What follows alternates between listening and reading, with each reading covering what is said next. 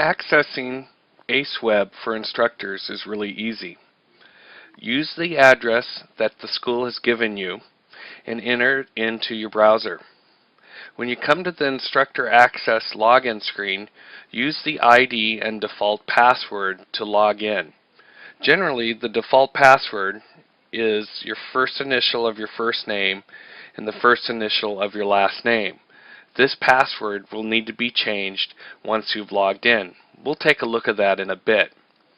Once you've logged in, you can then go on and look and do different tasks. Once you log in, you will get the default instructor screen. This screen will show you the classes that you have coming up and the classes that are completed that have gradebook options. The gradebook option shows up if your program has enabled it. The classes coming up list will give you the ability to print the roster and track attendance if those options have been set up by your program.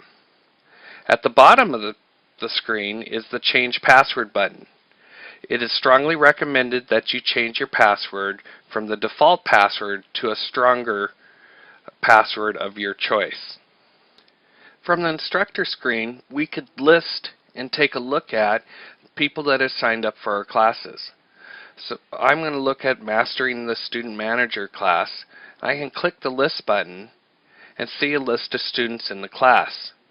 Depending on the preferences set by your program, it will give you phone numbers, email, and other information.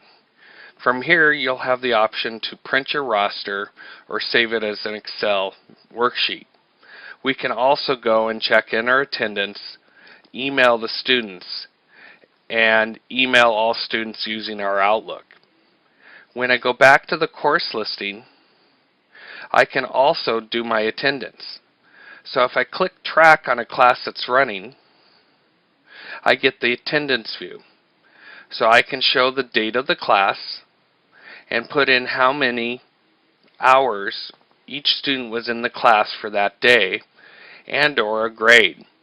There's also codes to use to say why they were late or missed a certain amount of the class time. Once I've filled out the form for that day, I can save the changes.